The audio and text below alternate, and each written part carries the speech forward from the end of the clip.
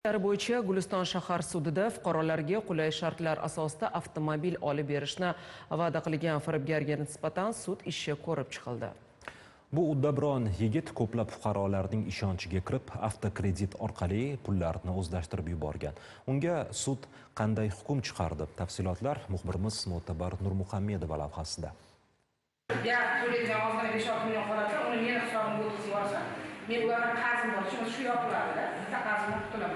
O'zini avtosavdo sohasida halol tadbirkor sifatida ko'rsatgan bu yigit fuqarolarning ishonchiga kirgan. Ularning nomiga avtokredit rasmiylashtirib, qarz to'lovlarini o'z vaqtida amalga oshirishga va'da bergan. Ammo olingan avtomobillarni uchinchi shaxslarga sotib yuborgan. Natijada fuqarolar avtomobilni qo'lga kirita olmasa-da, kredit to'lovlariga javobgar bo'lib qolgan. Foiz olmagansiz, to'g'rimi?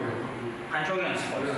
1,5. U jabrlanuvchilar bilan pullarni qonuniy tarzda ko'paytirib berishga kelishgan. Biroq kelishilgan summadan ularni ishontirish uchun har oyda muayyan summada pul berib turgan.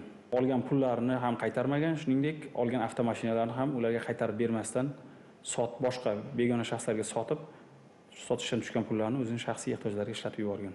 Qarindoshimni og'aynisini biz buni qamalganda bizga Jinoyat ishlari bo'yicha Guliston shahar sudida bo'lib o'tgan sud majlisida jabrlanuvchilardan ayrimlari sudlanuvchi bilan uzoq yillardan beri tanishligi bois uning va'dalariga ishonganini va hozirgacha avtokredit bo'yicha to'lovlarni o'zlari amalga oshirayotganini ma'lum qilishdi. Boshqalari esa yetkazilgan moddiy zarar qoplab berilganini aytdi. Men ish ko'rayman, lekin bular asosiy pul berganini bular.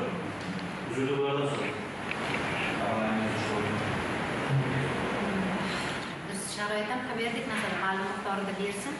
Sudda mavjud holatlar inobatga olinib, sudlanuvchi O'zbekiston Respublikasi Jinoyat kodeksining tegishli moddalari asosida aybdor deb topildi va 9 yil 2 oy muddatga ozodlikdan mahrum etildi. Sudlanuvchining nomida bo'lgan avtomashinalar xatlanib, tegishli tartibda sotilib, sotuvdan tushgan pullarni jabrlanuvchilarga yetkazilgan zararni qoplash uchun proporsional tartibda taqsimlash belgilab berildi. Mo'tabar Nurmuhammedova, Zohidjon Mamasoliyev, Sirdaryodan.